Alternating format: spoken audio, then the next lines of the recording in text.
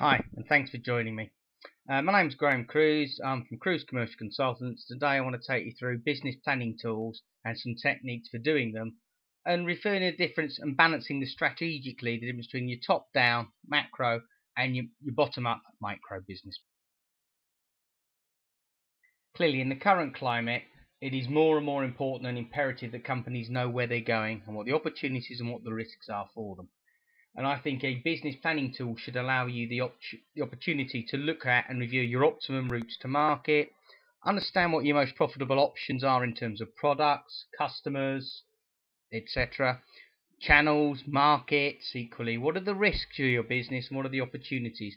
Flag them up in advance and then allow you to do some what if scenarios. So a new client comes on board, what is the opportunity that could show to your business? How would that impact on your production, your finance, your cash flows?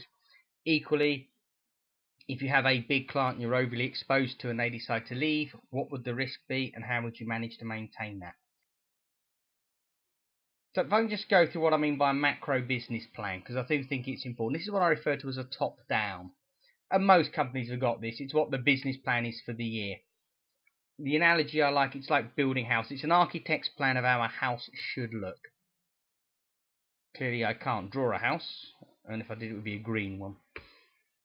But it's a house, and it illustrates the outline, what the business wants to do at top level, and then all the departments line up underneath and how they're going to support those. But this is where you end up getting what I would refer to as a silo mentality, or risk of a silo mentality in an organisation, where sales have got their objectives and targets, and finance have theirs, and marketing have theirs, and production have theirs, and they're all aligned to the top, but they're not very cross-functional. So what I think of a business plan, I think of a practical bottom-up approach towards that. And it's how are you actually going to achieve it? Looking at the detail and making sure that all the ducks are in a row on a day-to-day or a month-to-month business planning cycle. And when you build a house, you do it on a brick-by-brick basis. Although clearly I don't put a door in a house.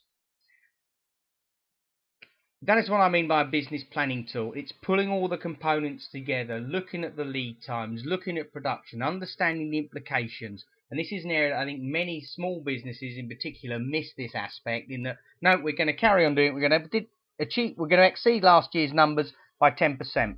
Off you go. Okay, how? What is changing to make it grow by that amount? In the ideal world, the micro and the macro, top down, bottom up match. In my experience, that has never happened, but this then allows you the opportunity to manage that gap. Is your top target too excessive and too ambitious, or are the components underneath being too cautiously looked at? Is there scope to improve that, or is there need for more activity to build up the bottom up to achieve the top line number? Look, sounds great in theory, but if I spend my entire year planning, when do I actually do? From my experience, a good planning tool actually becomes that. It's a tool. It helps you plan your business significantly. It helps to add value. It shows you what you need to do. It generates an action plan. It gives you who's going to do what, where and when and by when. And it gives you ownership and clear KPIs on which to measure your company's performance against. If it doesn't, it's a non-value added task. You're wasting your time.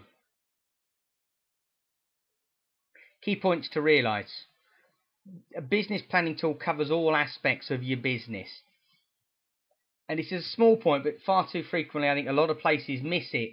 But there is a distinct difference between a sales target and a business plan target.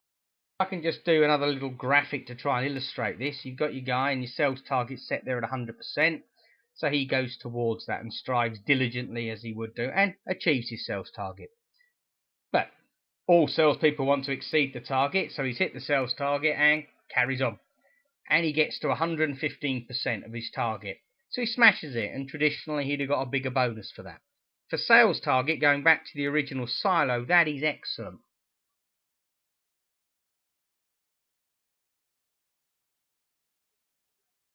When you look at that in terms of a business planning terms, it's slightly different perspective. Obviously, the graphics are exactly the same. The salesperson's achieved his sales target, but they've actually missed the target for the business in terms of That's in the middle is where you said you wanted to be for the business.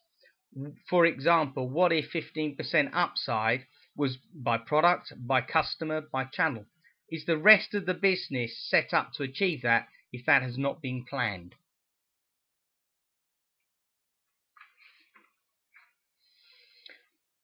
So again, going back for another analogy, a sales target is like a 100-meter race, and it's the first person to get to the flag and smash through it that wins. A business planning target is more accurate. It's more like an archery target. So a 98% target is far better than a 115% target in terms of the total business. Because the implications are you've got too much stock or not enough stock in the other areas, which is going to let your clients down.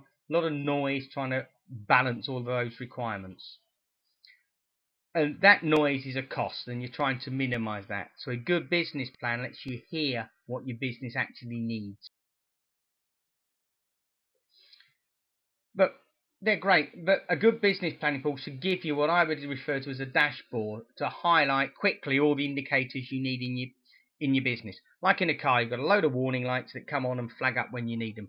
But here's a summary from a live example. Well, the numbers and details are wrong, but it's been adapted. It shows volume, value, and contribution, or gross margin in this instance.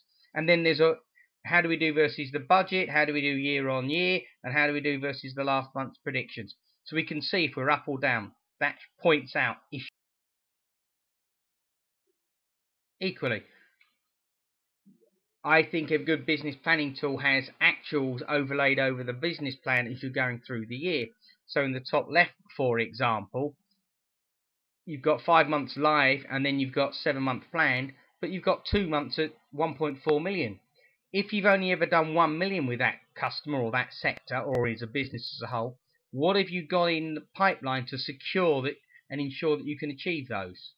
Equally, you can look at your account portfolio, check you're not overly exposed with any customers, or equally, are you underexposed in some key customers? What's your sales value by product type, and what's your sales revenue and your sales contribution accumulated through the year. These measures can be designed to be whatever you want them to be. That's the beauty of a good planning system. It's what your business needs it to tell you.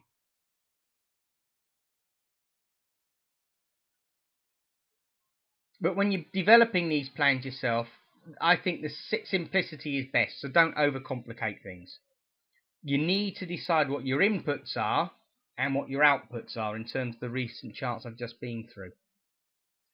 In my word, the inputs are quite simple. What products you sell to what customers at what price, what promotional factors do you need to overlay, and what volumes are going to be sold on each of those. And that builds up.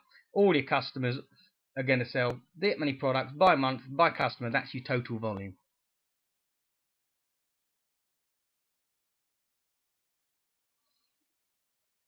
But equally, you do need to structure the results and how they're going to use them. So do you want them structured by, have you segmented your customers or segmented your channels, for example? Are you looking at direct or indirect? Production types, what are your key categories? Are you doing it by generics? Are you going to do it by SKUs? But this should be a plan that feeds into production, so if they have a different way of doing it, try and tie in with them. Equally with finance, how do they manage it to try and make sure that you have one input that benefits the whole of the business cross-functionally.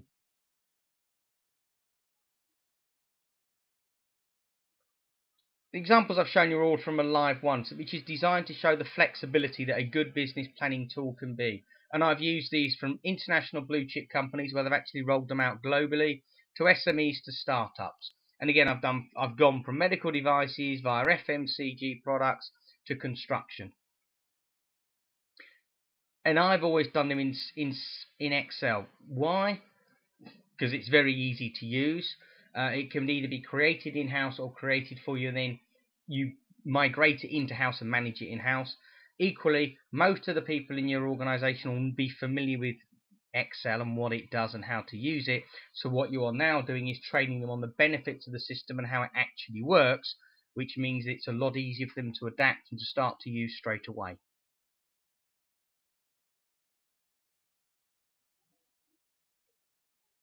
But I still think the what if scenarios is the most powerful tool that you'll get out of a decision making tool. And that's where these originally came from. What is most profitable to an organization? one large buy one get one free, or bog off, or 3 small shelf features. Until you've got a decent model, you can't work that out. That then allows the account managers to make account management business decisions. Needs to be run in terms of other internal processes, in terms of your discretionary discount levels, what the authorization processes are, how do you control pricing, how do you manage price discounts, how do you manage price promotional funding, what are the authorization approval systems you've got in place.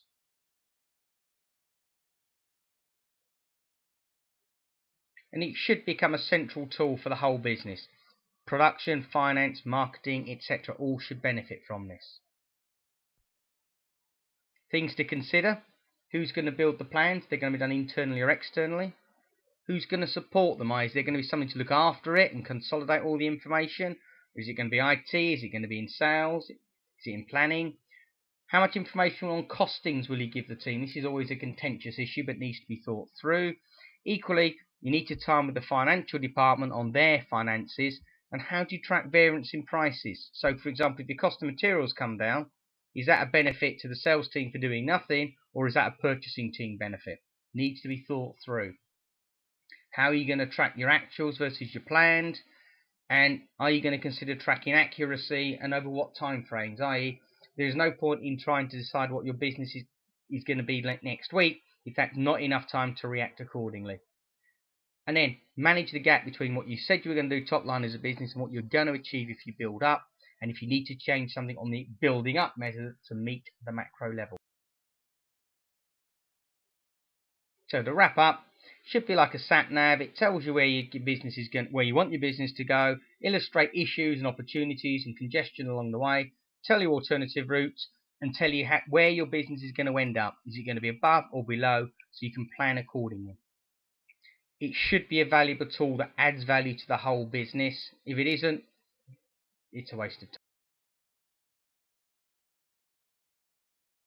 So finally, like I said, if you'd like any additional information, or you'd like to contact me to discuss your business needs or any other aspect of the areas touched on this presentation, please feel free to contact me. It's Graham Cruz from Cruz Commercial Consultants, and we help navigate you to success. I hope you found that useful, and I look forward to hearing from you shortly. Take care.